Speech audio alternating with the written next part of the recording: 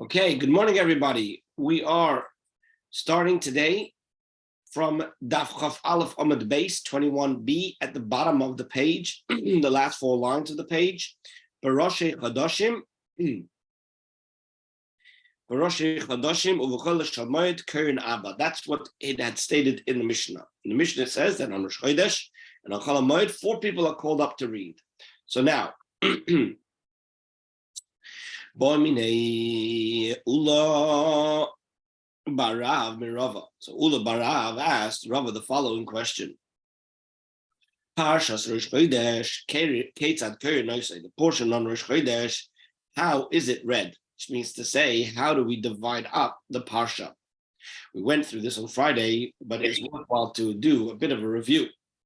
Okay, so let us just share over here the way it looks in the Torah.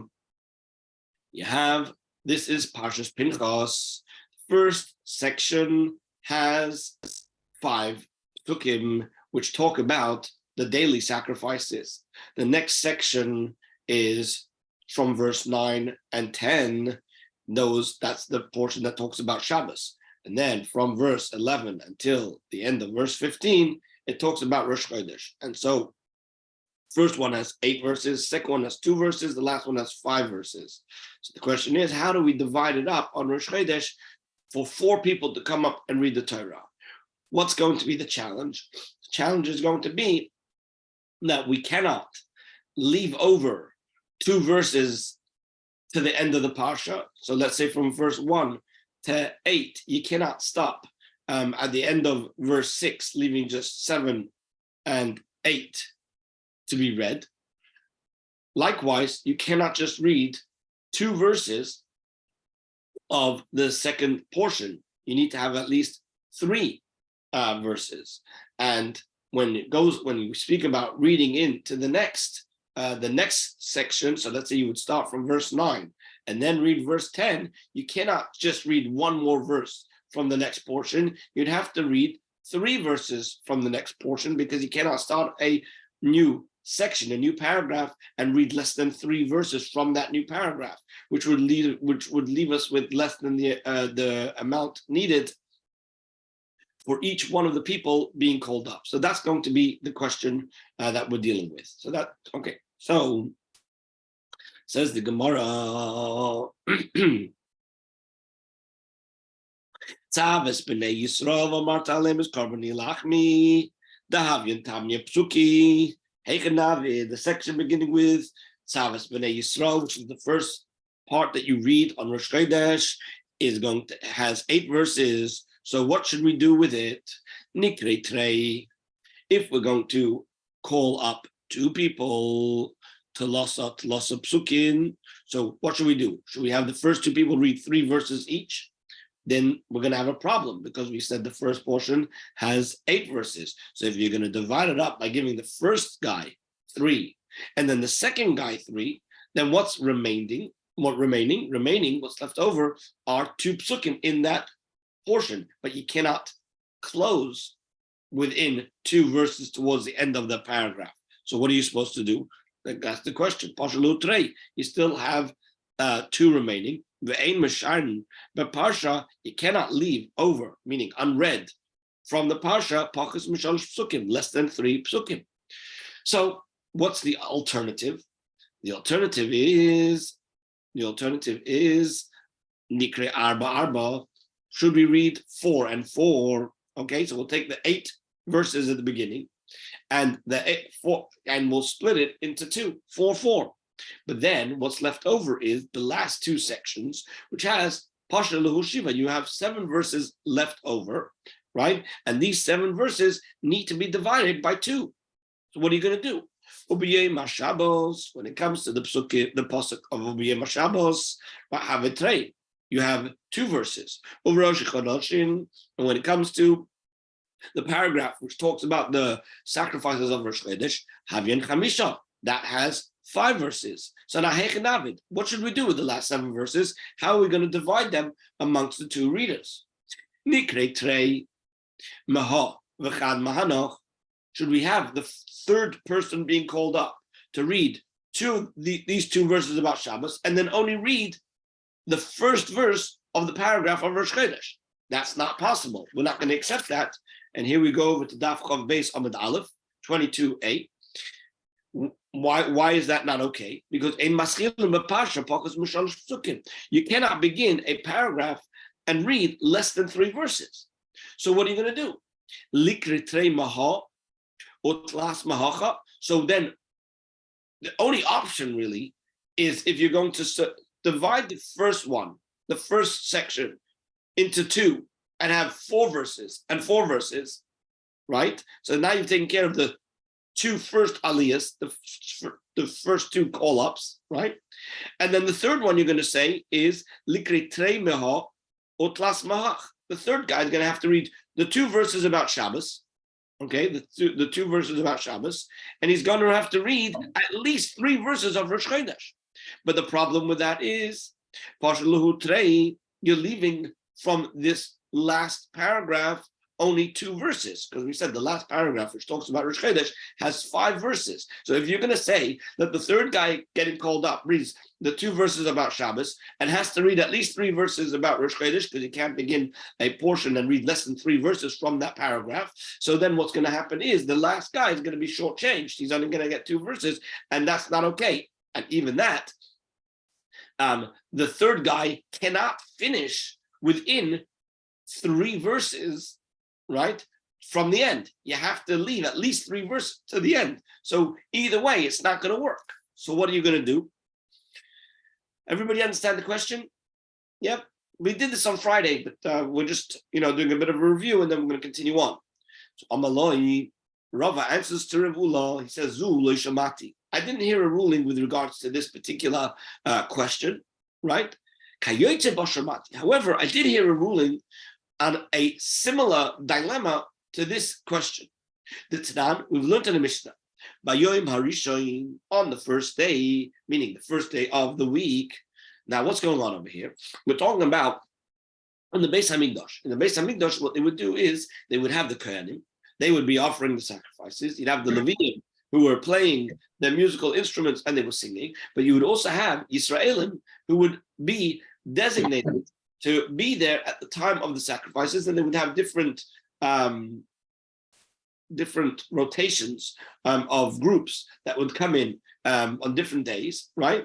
And what they would do is each day they would read a portion from the Torah from Bereshis, which talks about the creation of the world, right? So on the first day, what would they read? Yom Rishon, they would read Bereshis v'Hirakia. They would read the first 2 paragraphs which describe the creation of the world, Bereshis and v'Hirakia. But now we're going to learn about this in a Baraisa, which tells us exactly the problem. V'tani Allah, have a Baraisa with regards to this reading, it says Bereshis b'Shnayim. How would they divide the aliyahs? How would they divide the reading, right? How would they have different people read from Bereshis? They would be calling up 3 people to read. However, the paragraph of Bereshis, they would divide into 2. And Yehirakia be'echad. Yehirakia, they would be read by 1 person, okay? And we question this. It makes sense that Yehirakia should be read by 1. Why? Because there are 3 psukim, and so therefore, for 1 person to read 3 psukim, that's fine. Elo Bereshis, but when you say with regards to the first paragraph, which has 5 psukim, Bishnayim, that it was read by 2 people, the problem we have is Chamisha Psukim Hava. They are only 5 verses in that paragraph. With Tanya, and it was on the Brisa, somebody who reads from the Torah, he should not read any less than 3 verses. So how can 2 readers divide up a paragraph of 5 verses?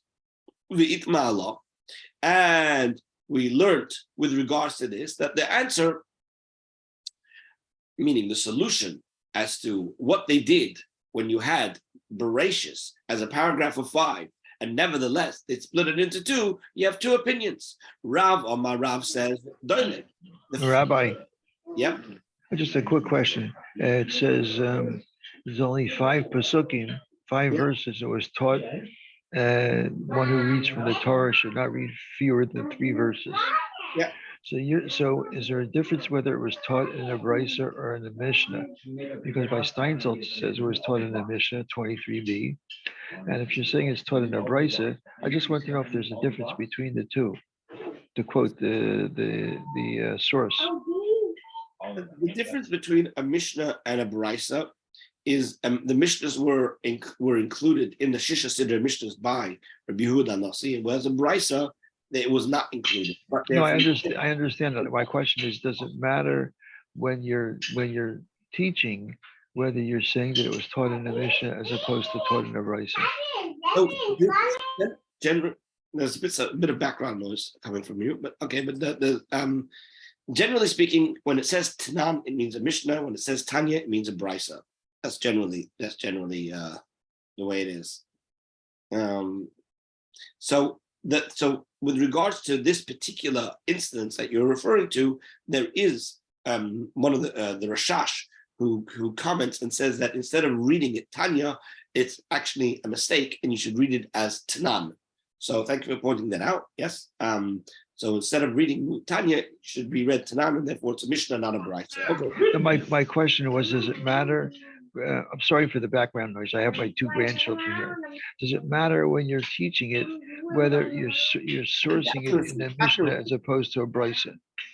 The answer is that the difference is accuracy. If it's a Mishnah, one should say that it's a Mishnah. If it's a brisa, one should say it's a brisa. It's just a matter of accuracy. Yes, Ben. I wanted to say the brisa usually quotes the Mishnah, so they are both the same. Well, no, the brisa is not quoting the Mishnah. The brisa is usually elaborating a detail. But first they quote and then they elaborate, isn't it? No. Oh, I see. Okay. Okay. So we eat malo. So we answer back with regards to this question about what to do with Bereshis, with the first paragraph. Rav Omar Rav says doileg, that the second reader goes back and he rereads verse number 3. So you've got 1, 2, 3, 4, 5. So the first guy reads 1, 2, 3, and the second guy reads 3, 4, 5. And this way, both of them have at least 3 verses that they're reading, and you don't run into any problems with going into the next section or leaving over 2 verses.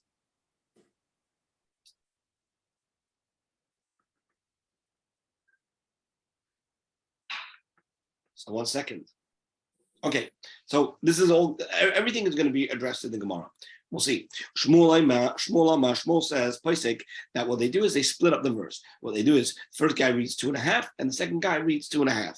So the verse 3 becomes divided. The first guy reads up to halfway through the third verse, and the second guy picks up from there and he reads the second half of the verse and he continues till the end of the paragraph.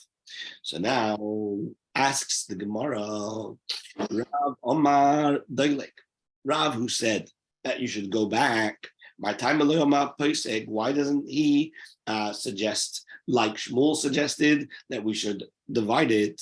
So the Gemara answers Kasava, because he's of the opinion that the Kol Psuk Delay Paske Moshe, any Pasuk that was not divided by Moshe, we do not come along and divide it. So accordingly, Frank the Gemara, Shmuel Amar Paskinan Lei, Shmuel does say that it's divided. And the question is, how could Shmuel come along and say to divide it? Didn't Chananya, the scriptural experts, say that Sar Godel Reb Chanina Godel, I took great pains that Reb Chanina ben Godel should give me a permission to divide a verse into 2. The only time where he allowed me to split a verse was to teach school children, because they were not able to master a pasuk in its entirety.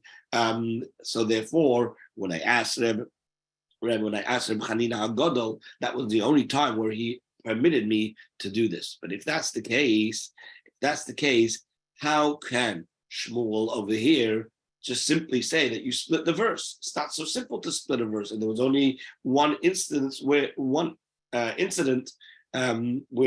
Reb Chanina made an exception, and that was in the case of teaching children. So the Gemara answers that Shmuel could say to you, "What's the reason that Reb Chanina Godel allowed it?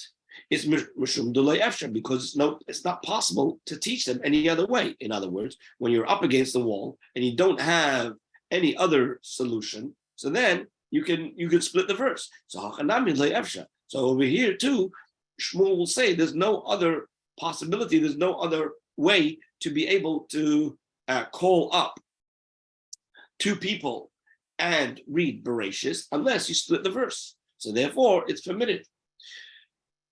Ask the Gemara, Shmuel, Omar Pesach, Shmuel, who says that you split it, my time alone, why are you telling me that there's no other alternative? Why can't you say like Rav says? What does Rav say? You go back. So why does Shmuel not like the solution of Rav to go back?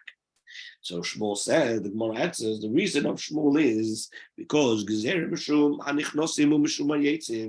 there's a special decree made by the rabbis not to go back because of the people who come in late and the people who leave early. The people who come in late, what they see is, let's say the people who are coming late and they see you reading from the last three verses. So you read 3, 4, and 5 of Bereshis. So they assume that the first guy only read 2 verses, and that's a mistake. But they may not have that mistake corrected, and because of that, they're going to go and make their own mistake elsewhere and tell people that you can get called up for less than 3 verses. And likewise, if it's done in another way, right? If a person leaves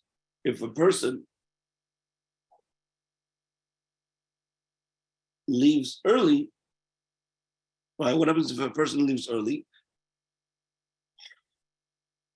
Then what happens is when the first reader finishes reading his aliyah of 3, so he reads 1, 2, 3, then the guy who leaves early thinks, I've got to leave now, but the guy who's reading next, obviously he's only going to read 2 verses, and then he may conclude that you can read less than 3 verses. So because of this, the rabbis didn't like this idea of going back, right? Because people could draw the wrong conclusion.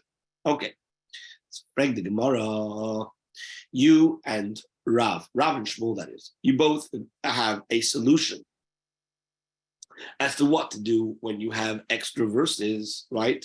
Or not enough verses. So I'm going to challenge you from a brisa which raises this particular difficulty, and they do not suggest either of your rulings. They don't suggest to go back, and they don't suggest to read and to split the verse. Meisvei, so challenge it from a brisa. Parsha shel shisha psukim korin eisa b'shnayim. If you have a paragraph of 6, right, that is going to be read by 2. V'shel chamisha psukim b'yochid. When you have a paragraph of 5, right, it's read by 1 person. So now, when you have a paragraph of 6, it's no problem to divide it. But when you have a paragraph of 5, the brisa here tells us that 1 person should read it. You shouldn't divide it into 2. Now, the brisa goes on to say, Kara Rishon Shlisha, a guy makes a mistake. He forgot he's supposed to read the whole thing, right? Or he didn't prepare it. So he only knows 3 verses. He gets up and he reads 3 verses, right? And then, Hasheni, what's he supposed to do? Sheni Karish Naim Parsha Zu, the second person should get up and read 2 verses from this parsha, and he should go into the next paragraph and read 1 more verse from the next paragraph. That's the opinion of the Tana Kama. Okay, the first Tana. There's a second opinion in the Mishnah, in the Brisa, and that says Shloisha. He's got to read 3 verses of the next paragraph. Why? You do not begin a parsha pachas mishleisha psukim less than 3 verses. Now, here's where the objection comes in. V'im isa, if you're going to hold either like Rav or like Shmuel, to do what? To either go back and read a verse, or to split a verse. So the question is, according to Rav, who says that the second reader should go back. So why can't this guy, in the case of the Brisa, where the first guy read 3 psukim, so let the second reader go back and read verse 3 and then 4 and 5. Then there's no problem. And you don't have to worry about going into the next paragraph. But according to the one who says it splits, right? You split the third verse, right? So then we should have the 2 readers split the third verse and suggest that to begin with. In other words, when we say that a paragraph of 5 verses should only be read by one person, why don't you say that it can be read by 2 people, so long as you split the verse? You don't make that suggestion in the Brisa. So it seems from this Brisa that the options and the solutions provided by Rav and Shmuel are not solutions that the Brisa consider to be legitimate, and that's why the Brisa never mentioned it. And for the Gemara, so the Gemara answers, not so fast. No, you can't conclude that Rav and Shmuel's solutions are not valid. Why? Shiny Hossam, it was different there in the Brisa, the Efshabahaki, because not every case is it going to be a problem to go and read into the next paragraph, right? If there's no problem to read into the next paragraph, which means to say, let's say you're reading on a Monday or a Thursday, right? And what are you supposed to read on a Monday or Thursday? You're supposed to read from the Parsha of the week. So the Parsha of the week, you can read as much as you want. It still relates to the current Parsha, right? Whereas Rosh Chodesh, for example, you can't do that, because Rosh Chodesh, if you continue reading after the portion of Rosh Chodesh, you enter into a portion that has nothing to do with the day. You start reading about Pesach, and that's got nothing to do with Rosh Chodesh. So that's why the Gemara says, Shiny Hossam, there in the Bryce is different to Efsheh Ba'achi. It's possible to offer this solution of reading into the next paragraph. Whereas in the case of Rav and Shmuel, it wasn't possible to start reading into the third day. You only have to, beyond Yehiraki, to go and read into Yehirakia. Okay, so now that's why you have to resort to the solutions of Rav and Shmuel. So now, with regards to the Brisa that we just mentioned, right? Amr of Tanchum, Amr of Shuban Levi, that halacha kiyesh emrim, we follow the opinion that says that you have to read at least 3 verses into the next paragraph. Okay? Yeah? Okay. So if you have a paragraph of 5 verses, right, what you have to do is you have to at least have it read by one person. If you, by accident, read the first 3 verses, and the second guy has to come up and read the last 2 verses, he's got to read at least 3 verses into the next paragraph, because we never read less than 3 verses at the beginning of the paragraph. Okay. So now another ruling. So far, so good. Everybody's still with me? You know, they say with regards, this is the halacha? Yeah, this is the halacha. That you have to read three At least. came into the next. Yeah.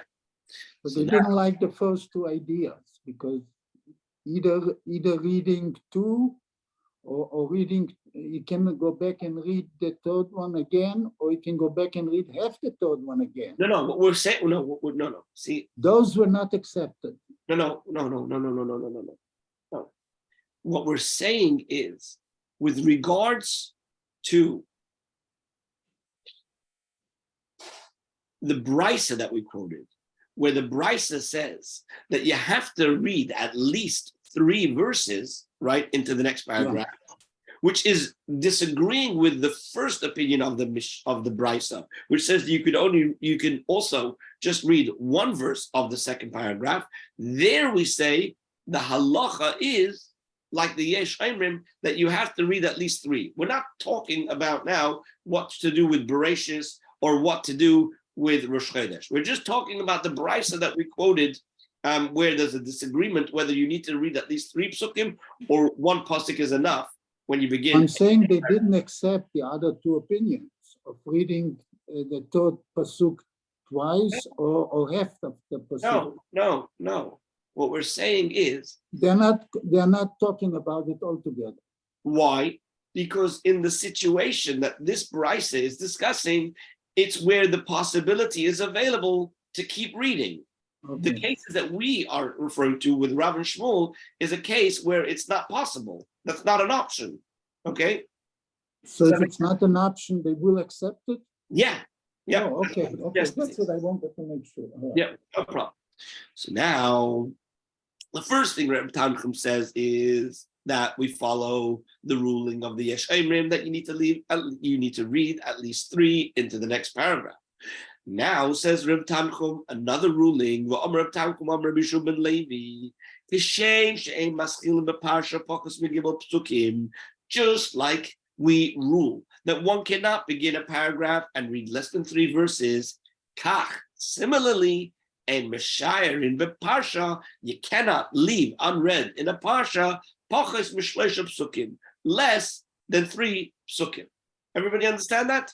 Okay? He's basically equating the beginning of the Parsha and the end of the Parsha.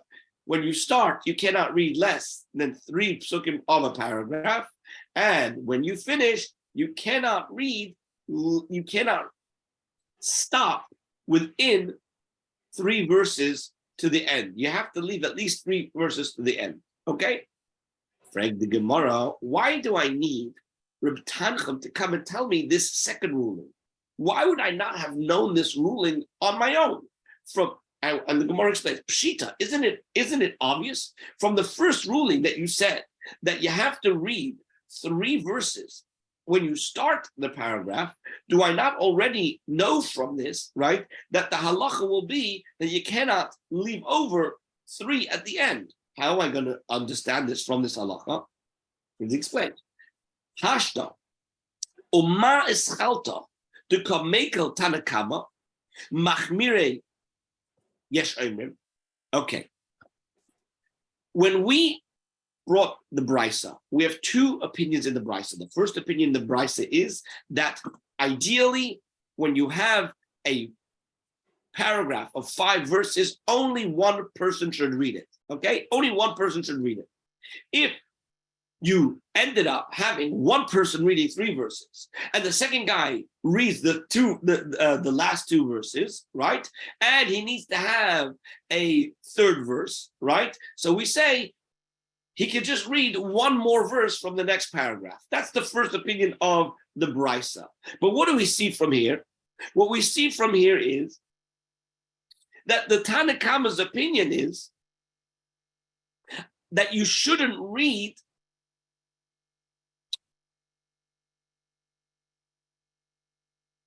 you shouldn't have 2 people reading this portion to begin with, okay? You should only have 1 person reading it, right? Let's read it inside.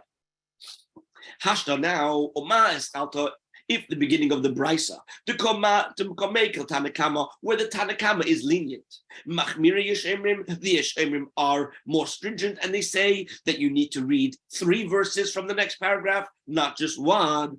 Shiur, when you talk about what is allowed to be left over, the machmir tanakama, that the tanakama is stringent, the kol shekeh, the machmir yeshemrim, wouldn't we say that for sure the yeshemrim are going to be stringent? Meaning to say that the Tanakama, right, holds that you shouldn't split the paragraph of 5 into 2, because he is of the opinion not to leave over 2 verses to begin with, right? You shouldn't leave 2 verses over. That's why you shouldn't split it up. Okay. Okay. I'm afraid that I'm not explaining myself well. Well, Rabbi, okay. Let me share. In the beginning, it said that you have to read no less than 3 psukim into anything. Right. So let me give you an example, okay? Uvrashei Chotshechem that I'm sharing over here, from Uvrashei Chotshechem till Veniskoy, right? Ideally, according to the Tanakama, right? According to the Tanakama, 1 person should read this, okay? 1 person should read it. The question is why? Why should 1 person read this? Why not have two people read this? The answer is because, according to the Tanna Kama, the first three verses, that's not a problem, right? The first three verses. So then what's the problem? What's the problem in having two people read this? The answer is the problem I have is you're not supposed to finish within three verses of the end of the paragraph, okay? That's even according to the Tanna Kama, who holds that if after the fact you did read three verses and then stop, and the second guy gets called up and he has to continue reading, so he should read the last two verses of this paragraph and the first verse of the next paragraph. Whereas the Yesh Omrim says you got to read three verses. So like this, if the Yesh Omrim is going to be more stringent than the Tanna Kama when it comes to the issue of what?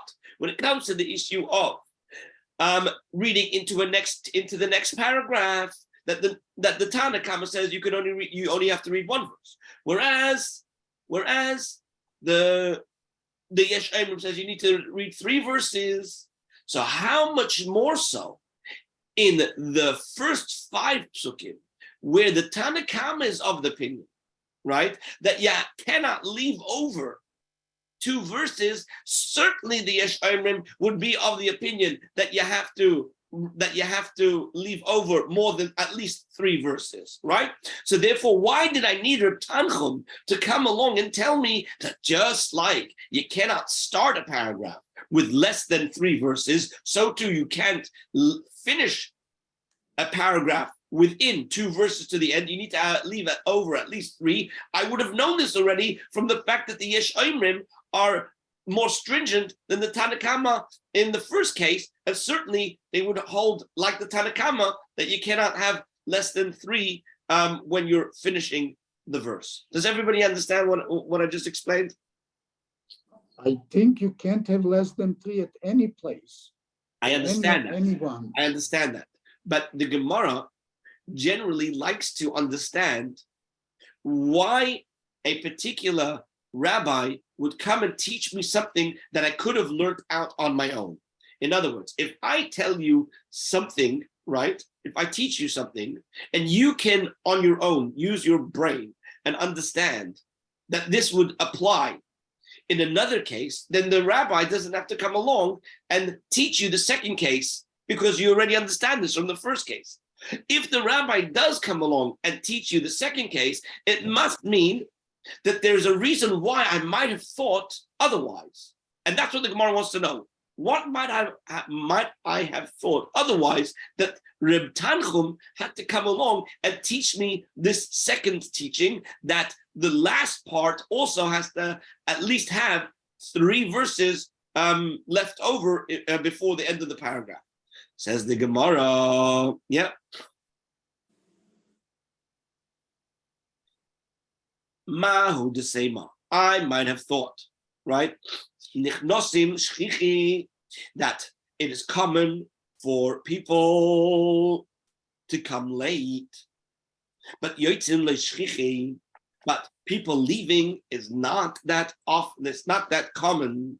The manches sefer Torah v'nofke, it's not very common for people to leave in the middle of Kriyas Torah, because it's a halacha that a person is not allowed to leave when the Torah is being read. It's a halacha in Shulchan Aruch, and it's quoted it's mentioned in the Gemara in Brachos that when a person walks out, when the community is in the middle of reading the Torah, right? It's an insult to the Torah. Okay, so people coming late, that's something that we're concerned about. People leaving early, we're not that concerned about. Therefore, what? Therefore, you might think, right? You might think as follows. When did the Yesh Omrim say that? When did the Yesh Omrim say that you have to read an extra 3 verses, right? When did he say that? That is when you have when you have to read when you have 2 psukim left. One second.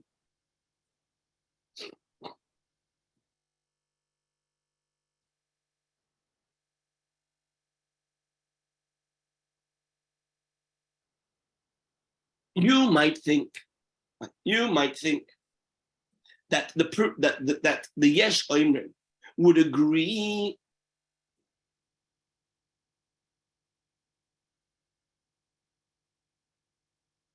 One second, let me go back.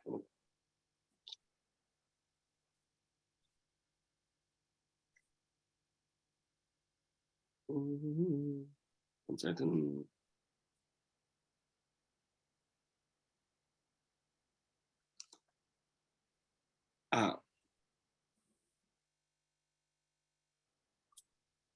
Okay, so read it again. Mao the same. I might have thought that what? That the people coming later to the shul is common, and therefore the Yesh Omrim ruled that one should not start a paragraph and read less than 3 verses, right?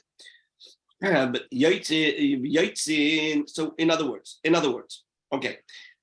I'm worried about what? A guy coming along and making a mistake that you could read less than 2 verses. How will I make that mistake? Because I walk into the shul and they're in the middle of reading and they read into 1 paragraph and they only read 1 verse. And then the guy finishes. So I think, oh, wow, he only read 1 verse. I didn't realize that he read 3 verses before. Right, or 2 verses before. I thought that he just read this 1 verse, right? Maybe I came in and he had just started this verse and then he finishes with that verse and I might walk away thinking that 1 verse is enough, right? So therefore, you make a gzeira and that you have to have an extra 3 verses, meaning to say you have to read 3 verses into the paragraph. So a person walking in late, when he looks at where you ended, he sees that we're at least 3 verses in that paragraph, and he will never come to make a mistake to think that you could read less than 3 verses, okay?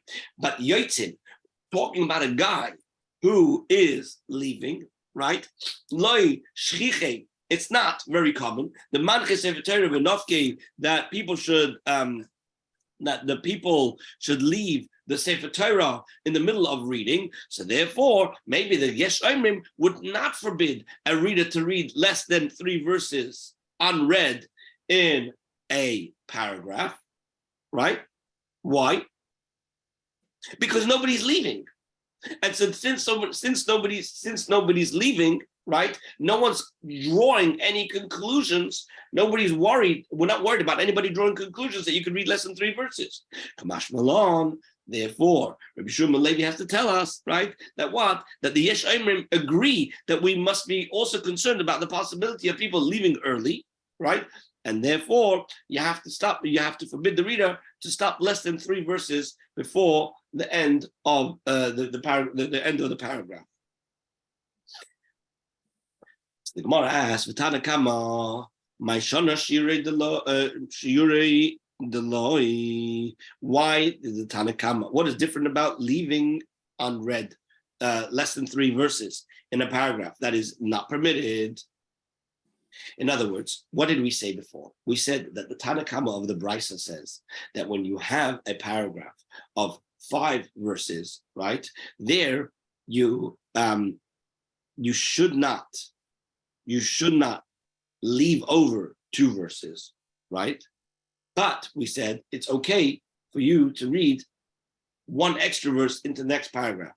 So it's Mishum Yotzin, Atchulin Namik Zera Mishum Hanichnosim.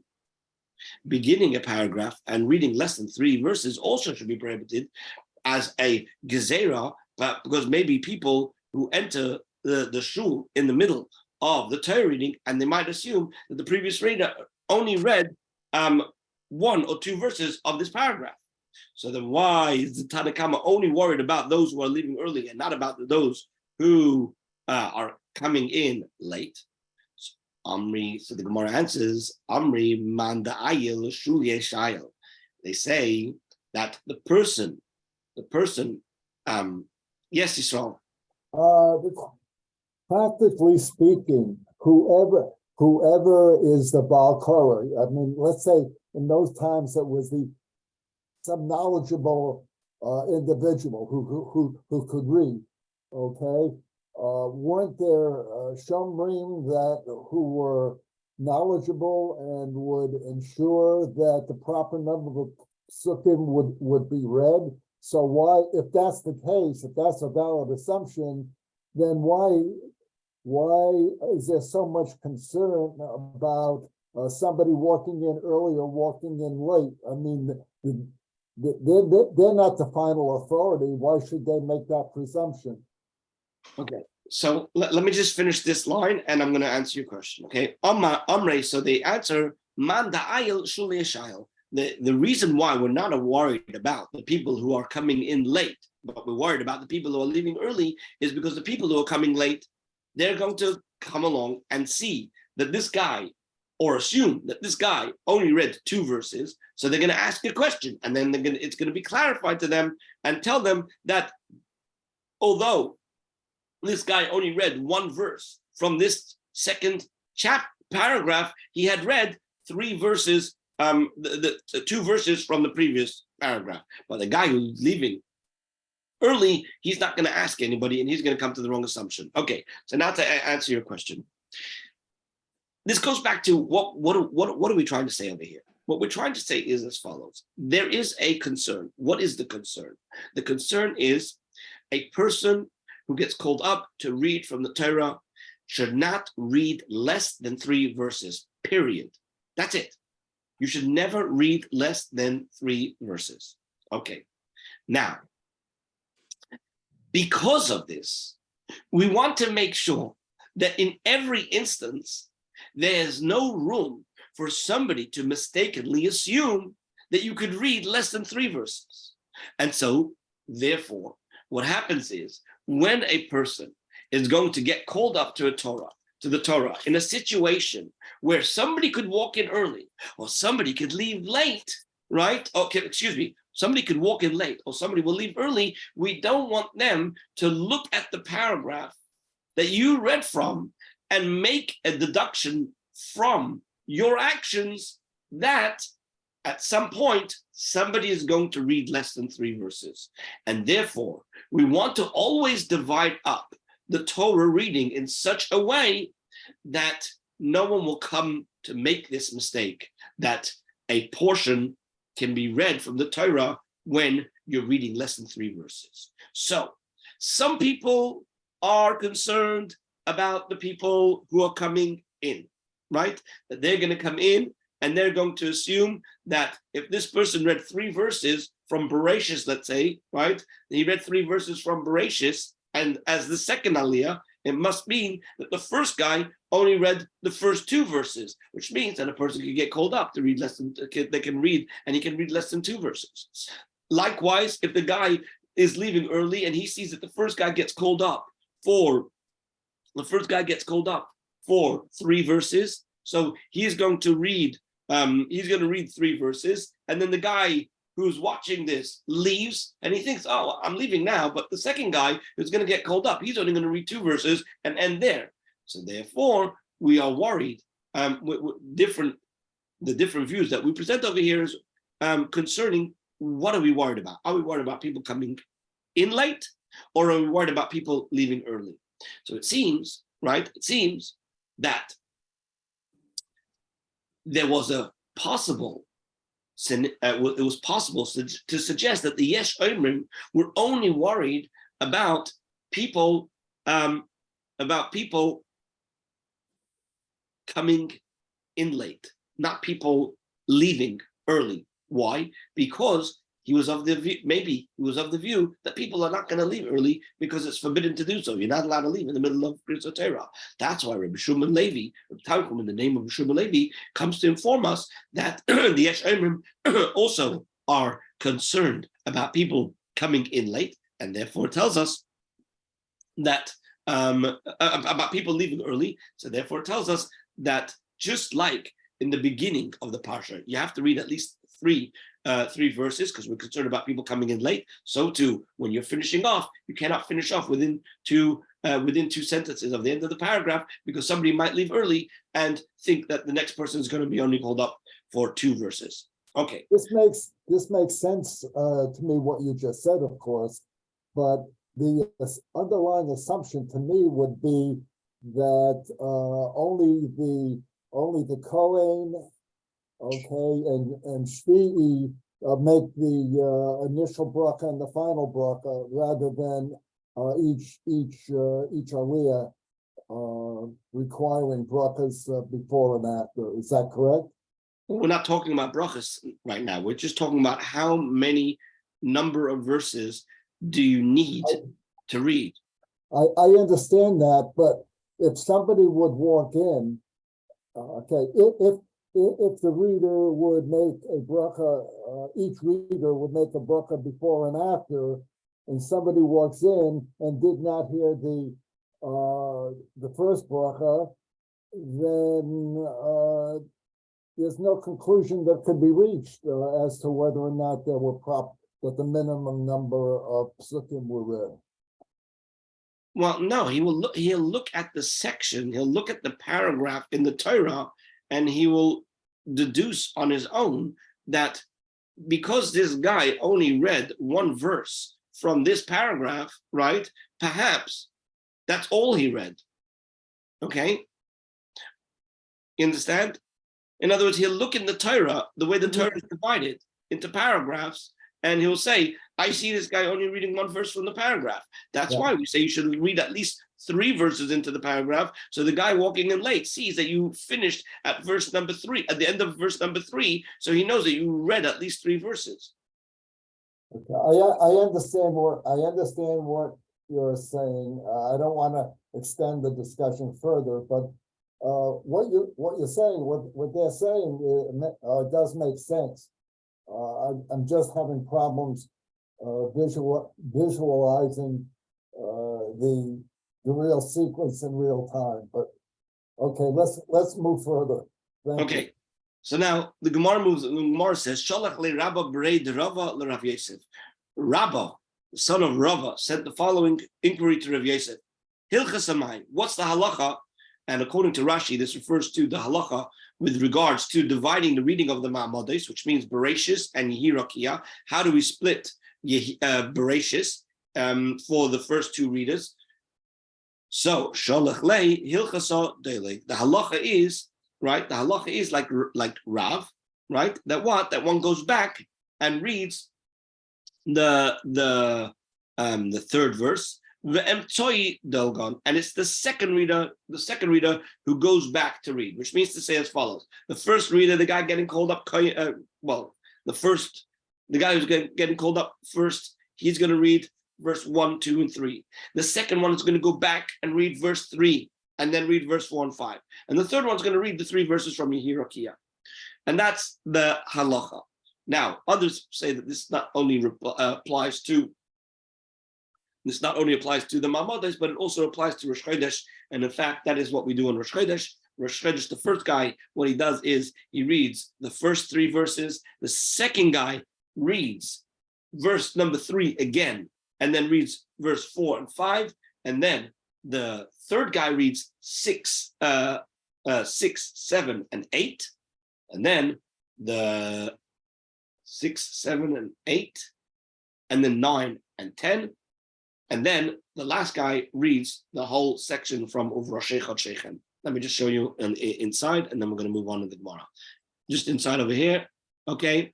The first guy reads verse 1, 2, 3. Vayidaber till the end of verse 3. Shnaim layem elo samid. Now, the second guy goes back to Va'amarta lahem, which is verse 3. He reads 3, 4, and 5 till Revi Sahin. Then 6, 7, and 8. And the reason why he finishes over here by Revi Sahin is not to leave less than 3 verses in the paragraph. Okay, that's why we stop over there. So you've got you cover all your bases. Okay, the first guy read 3, the second guy read 3, but he didn't finish within less than 3 verses towards the end of the paragraph.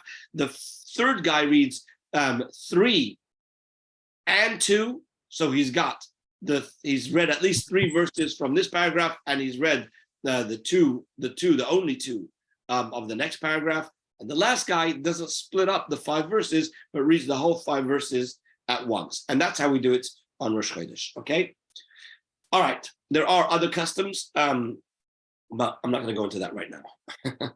Okay. So according to the Vilna Gaon, it's done a little bit differently, but okay. Generally speaking, most places this is how they do it. Okay. So now moving on to the next section of the Gemara, of the Mishnah, Mishnah says, this is the general rule, kol sheyesh by musaf, etc., that any day on which there is an addition, so then what we do is we call up 4 people. So the Gemara asks, they inquired, what's the story with the fast day? How many people are going to be called up on a fast day? So the Gemara elaborates.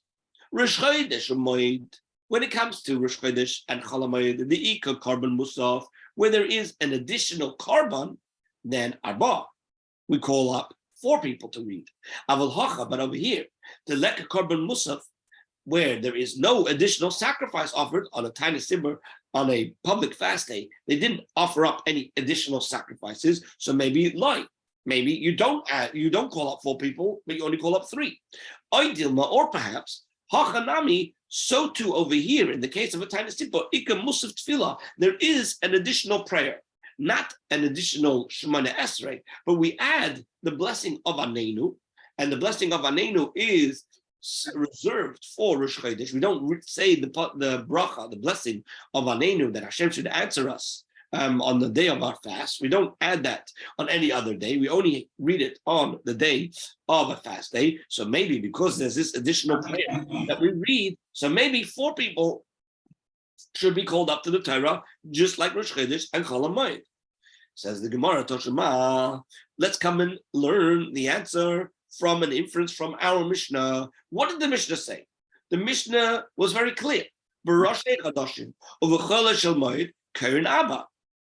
Rosh Chodesh and on Chol Hamoed, you call up 4. From the fact that it doesn't mention Taina Sibur, Hot Taina Sibur Gimel. So therefore we must deduce that on Rosh Chodesh, on a fast day, on a public fast day, you only call up 3 because it's not mentioned in the group of 4. And the Gemara doesn't like that. Why? Because Emaresha, if that's you're saying that, let's look at what the Mishnah says with regards to 4. It's not mentioned among the 4, so therefore it must be we read 3. So 1 second. Let's use your logic. Emaresha. Let me go look at the beginning of the Mishnah. What does it say in the beginning of the Mishnah?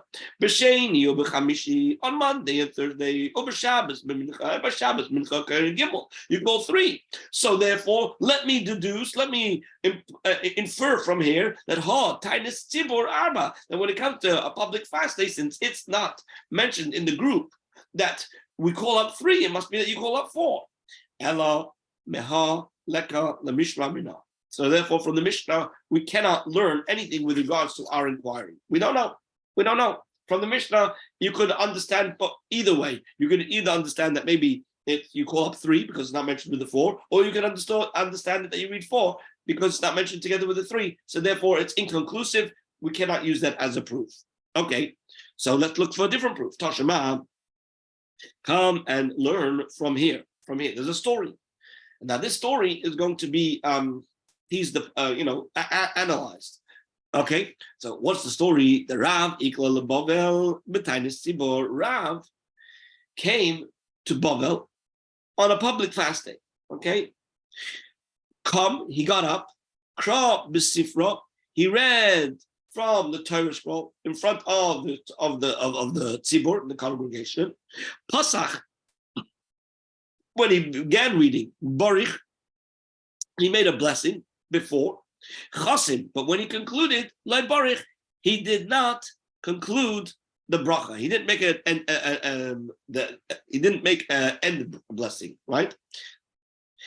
Naful Kule Alma. The story continues and tells us that Nafil Kule Alma an Paihu. Everybody fell on their faces when it came to the confessional prayer. Everybody prostrated themselves, they fell on their faces. Rav did not fall on his face. So we're not going to deal with the second part till later on. We're just going to deal with the first part for now. So Michti, let's understand this story. The story was, you have Rav, who was the God Lador. He comes to this particular place and he gets called up to the Torah. He reads from the Torah, he makes a blessing at the beginning, but he doesn't make a blessing at the end.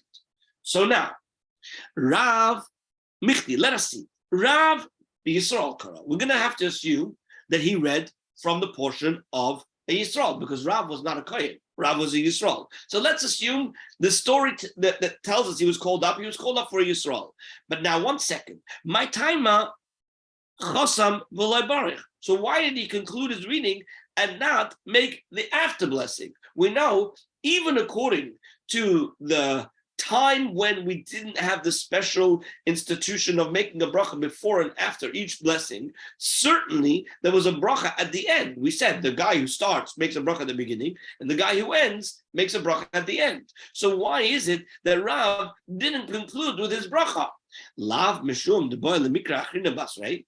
Is it not because there was another person who was going to get called up as the fourth aliyah, the fourth call up to the Torah? That's why, according to this story, Rav only made a bracha at the beginning, but didn't make a bracha at the end. So the Gemara says, no, that's not correct. Look, Rav b'kahanekra, he was actually called up as a kohen. Why? Because he was the God Ladar, and because he was the God Ladar, there was a certain reverence that was given to him, although we don't practice this today, but it seems that in those days that sometimes if you have the Gadol Hadar, the leader of the generation, right, if he's in shul, you can call him up instead of the Kain. The Rav Kari B'Kana. So therefore, Rav Huna would read from the Kain's portion.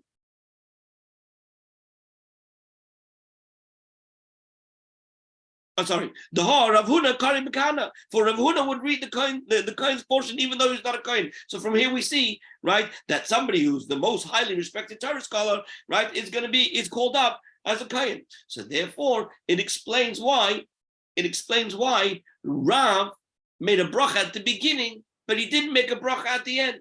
Not because they're going to call up a guy after him, but rather because he was called up a Kohen. And if you're talking about a place where they didn't make a bracha before and after each blessing, the reason why Rav only made a blessing at the beginning was because he was called up Kohen, and he didn't make a bracha afterwards because there were going to be other people called up, not because he was called up as third and it was a tinus and a fourth person is going to be called up, but rather because he was called up Kohen. Okay, so now, before we go on, the Gemara wants to understand why we're equating Rav to Rav Huna. Bishlem Rav Huna, Kari B'Kana. It's understandable that Rav Huna was called up as a Kohen, even though he was not a Kohen. The Hafi, Rav Ami, Rav Asi, the Kane Chashivi, the Ared Yisrael, because even Rav Ami and Rav Asi, who were preeminent Kohanim of Eretz Yisrael, Mechav Kafayu, Rav Huna, they were subordinate to Rav Huna. So thus Rav Huna was able to read the Kohen's portion because he was respected even amongst the most respected Kohanim. Ela Rav, when we talk about Rav, ha'ika Shmuel, the Kahana Hava, or Devar Alai. And when you talk about this story, right, where Rav came to Bavel, right, who was there? Seemingly Shmuel was there, and Shmuel was the Kohen, and not only was Shmuel a Kohen, generally speaking, if you look in the stories throughout the Gemara, you'll find that Rav made a point to give preference to Shmuel to enter into places before him. So it seems that Shmuel was of greater stature. So how can you say that Rav was being called up a Kohen? The Gemara answers that Shmuel nami mechav havekayif le Rav. Shmuel was also subordinate to Rav. The Rav who the Avid lay covered. It was only that Rav who voluntarily accorded Shmuel special honor.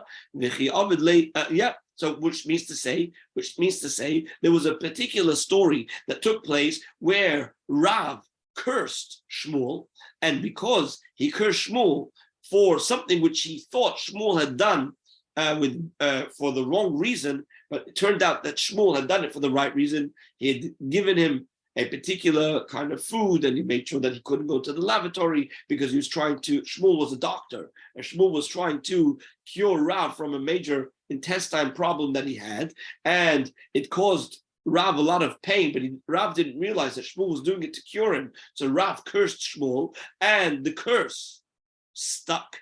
And when he realized that Shmuel had done it for the right reasons, but not to cause him any pain, but rather to cure him, he felt terrible, but he couldn't retract the curse. So in order to, so to speak, make up for it, every opportunity he accorded Shmuel greater honor. He gave him special honor. When did Rav accord him a special honor? Only in his presence. But when not in his presence, he did not give him this special honor. So therefore, it was still Rav who was the most highly respected scholar in the region, and therefore he was able to read the Kohen portion.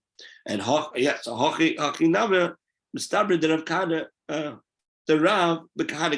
it makes more sense that Rav read the Kohen's portion, right?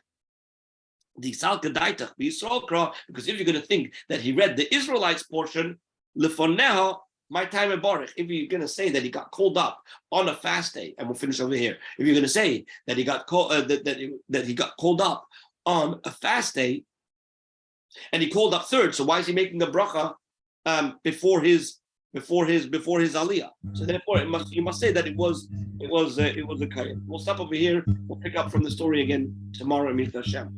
Have a wonderful day. Thank you, Rabbi. Rabbi.